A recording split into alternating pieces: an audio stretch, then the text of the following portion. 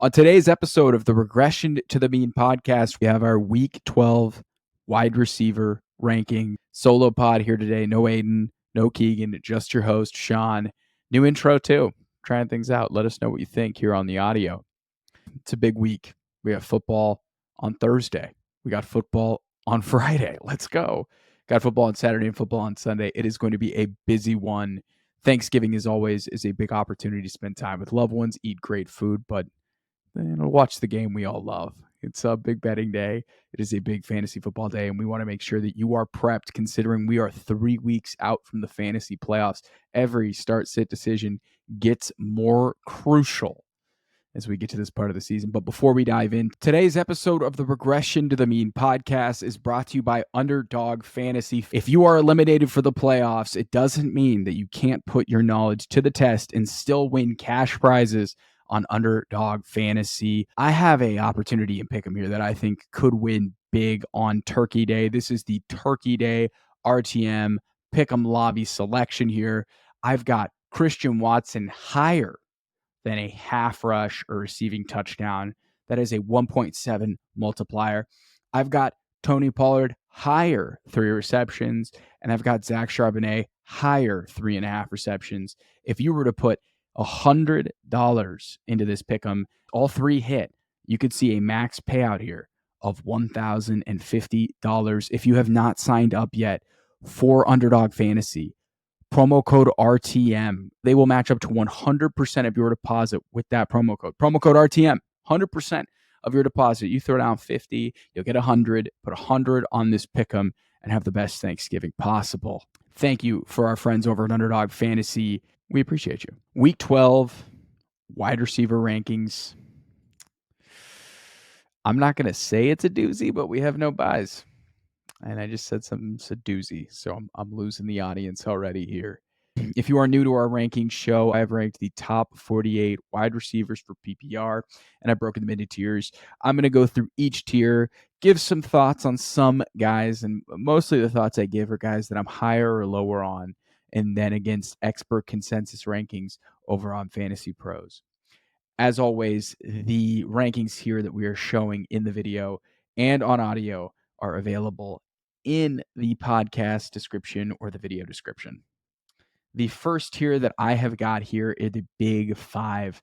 Number 1, CeeDee Lamb. Number 2, Stefon Diggs. Number 3, A.J. Brown. At number 4, Tyreek Hill. Number 5, Amon-Ra St. Brown. My thoughts on CeeDee Lamb: if you're playing him this week against the Commanders, pray. Stefon Diggs is my first big winner here, big riser here in my rankings. I've got him 3 spots ahead of expert consensus rankings, mostly because this is an up and pace matchup against a suspect secondary. Diggs has been relatively quiet for 2 to 3 weeks now. I'm expecting a major bounce back for Diggs. I've got Tyreek Hill 2 spots down against expert consensus rankings.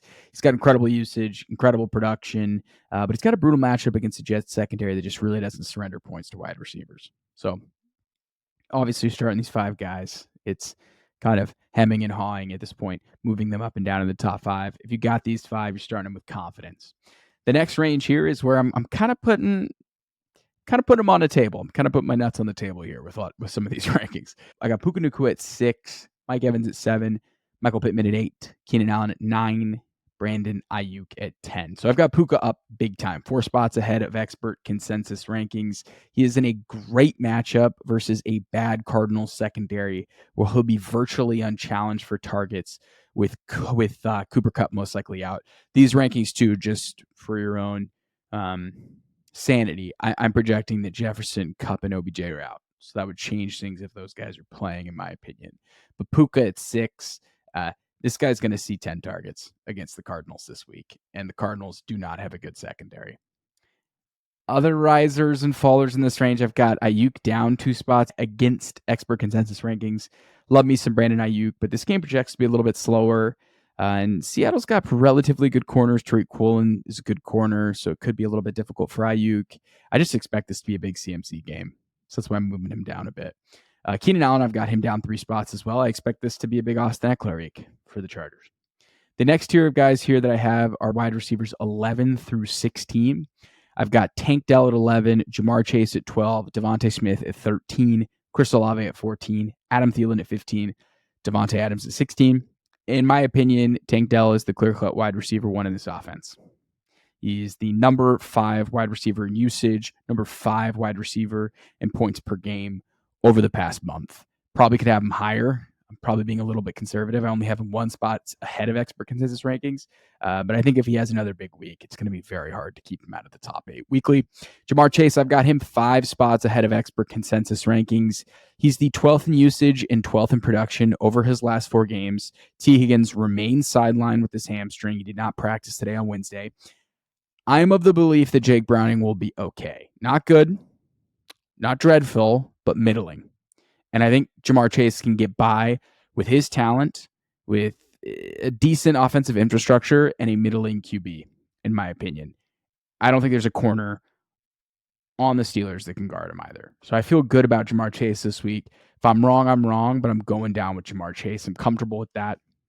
Wide receiver 16, I've got him down 5 spots, is Davante Adams. I think this is going to be a really long day for Aiden O'Connell against this Chiefs front.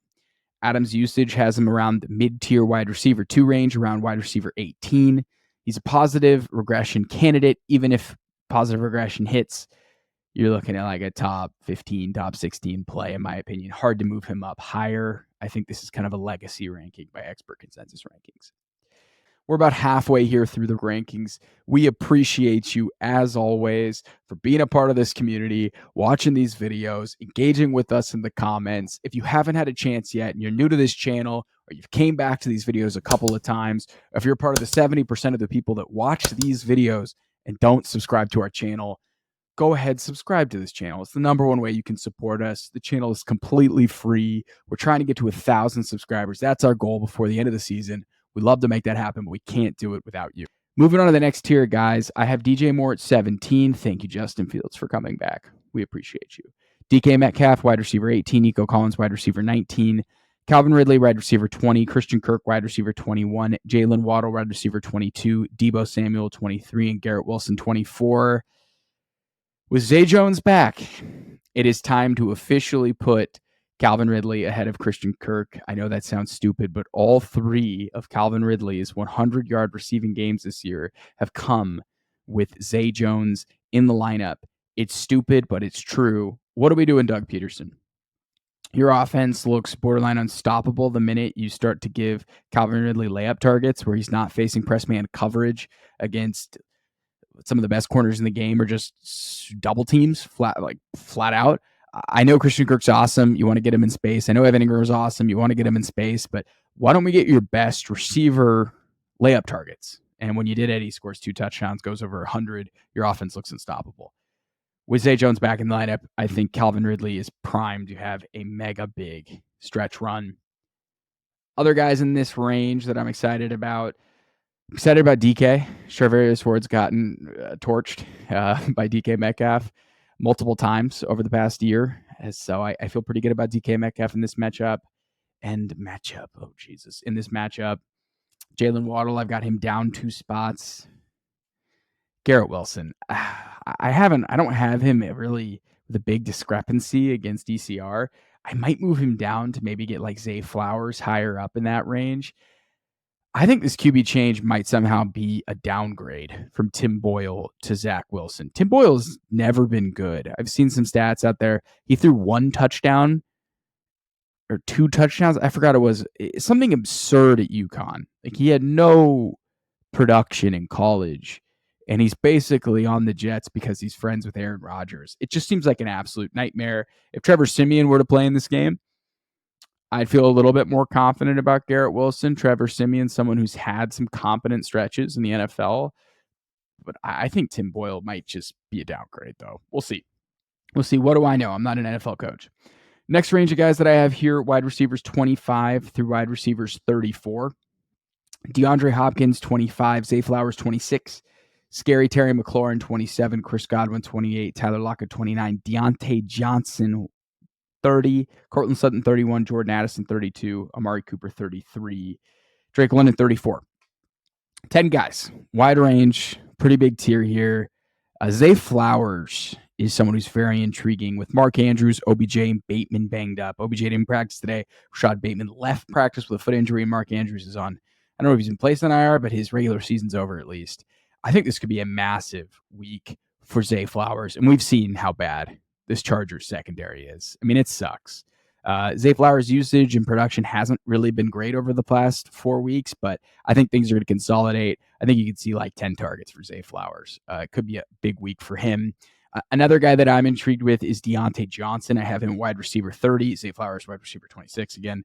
I think Diontae has an opportunity to really right a poor stretch. It's probably his worst stretch he's had in his career when healthy in back-to-back weeks. He has had like less than 6 fantasy points. He's a major positive regression candidate, though. Wide receiver 6 usage, wide receiver 39 production. He's gotten hit hard by Kenny Pickett's ineptitude, but you have to imagine the change in OC will have a nice bump in production, kind of be the rising tide that raises all ships.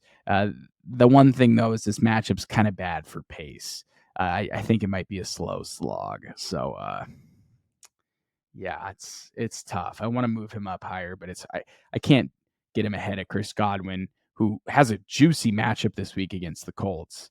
And the Colts secondary isn't good. That game's going to be up in pace. Oh, jeez, I might have to move Godwin up. It gets tough, though. I genuinely want to move Garrett Wilson into the 30s, like into the Diontae Johnson range. It's just hard considering he has the wide receiver 4 usage. Garrett Wilson does. I'm ranting. This is why Aiden and Keegan are usually on the show. Next range of guys that I have here, Jayden Reed at 30, wide receiver 35, Christian Watson, wide receiver 36, Romeo Doubs, wide receiver 37, Marquise Brown, wide receiver 38, Rashee Rice, 39, and Josh Downs, 40. This range here, I just have all 3 Packers. Great matchup against Detroit. Detroit has a pass funnel offense. I kind of like Christian Watson here. I've got him 15 spots ahead of expert consensus rankings. I've got Dobbs 8 spots and Jayden Reed 4. So I'm high on this whole trio of wide receivers. Luke Musgrave is landing on IR. People are pumping up Tucker Kraft. I get it. He was good in college. No, I'm not trying to poo-poo Tucker Kraft, but I think that if any targets were going to be redistributed that were going to Luke Musgrave, I have to imagine that Christian Watson might be getting some of those seam routes over the middle. Just seems like a natural fit for him. If he could see some easier targets and Jordan Love can continue to progress, because Love has looked a lot better over the last month, I feel really good about Watson. He's got the wide receiver 37 production, wide receiver 70. He's got the wide receiver 37 usage and the wide receiver 71 production, though. You have to think he's going to hit home on one of these big plays. And you've got Jayden Reed, who's the inverse, where he gets layup targets, rushing opportunities. He's a major negative regression candidate. I love Reed. I love Watson. I like Dobbs. Dobbs has 7 receiving touchdowns this year. So I think all 3 of these guys are in play, considering the Lions secondary isn't very good. I like these guys in this range, and I'm high on him. And then a guy that I'm super down is Marquise Brown. I got him minus 10 spots ahead of expert consensus rankings. I love Hollywood Brown, but Kyler has not looked his way much. This offense is consolidating around Trey McBride, which is crazy to think. People have been super optimistic in their rankings of Hollywood, and I get it, but he has a 15% target share since Kyler came back. I'm not going to rank him high until he wakes up. That's just where I'm at. Next range of guys here in last really range, Josh Downs, wide receiver 40, Demario Douglas, wide receiver 41, Rashid Shaheed, wide receiver 42, Brandin Cooks, 43, Gabe Davis, 44. Gabe, with the donuts. Stop with the donuts, Gabe. Jeez Louise, you're so inconsistent. Gabe Davis is so inconsistent. George Pickens, wide receiver 44, Jerry Jeudy, wide receiver 46, Jahan Dotson, wide receiver 47, and Rondale Moore, wide receiver 48. Not much to say too much about this tier. Demario Douglas, wide receiver 25 usage over the last month, has a QB change now. So I don't know. Is that good? Is that bad? Or is Mac Jones playing? Belichick's not naming a starter. It's a nightmare. Rashid Shaheed is very interesting. It would be a really big deal if Shaheed got more routes, snaps, and opportunities with Michael Thomas now out on IR, but it looks like A.T. Perry is going to see a lot of those reps. And the reason why I think it's a big deal is Shaheed's chemistry with Carr, because Carr's been able to hit on deep shots with Shaheed and not Olave, which is interesting, would be compounded with an uptick in usage. So I think Shaheed could instantly be a really intriguing play weekly if he were to see more snaps. We'll see if that occurs. dart throw range, Pickens is interesting.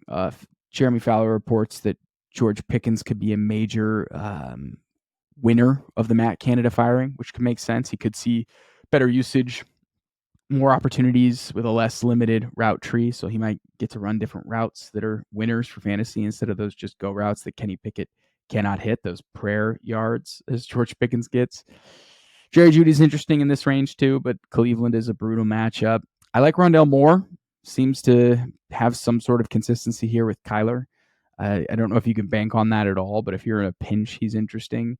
I think Shaheed is definitely the guy. And then Gabe, Philly doesn't have a good secondary. For every reason I like Diggs, I could like Gabe Dave, but this offense seemed to be consolidating around Dalton Kincaid. Dalton Kincaid and James Cook, just like we drew it up. But those are the top 48 wide receivers for this week. Appreciate you for tuning in. Have a great Thanksgiving, people. Seriously, thank you for tuning in. Thank you for being a part of this, following along. Enjoy time with loved ones. If you're able to watch all 3 games tomorrow, tip of the cap to you. Enjoy football, enjoy family, enjoy delicious food. And thank you, everybody, for being a part of this. Happy Thanksgiving from Regression to the Mean. Until next time.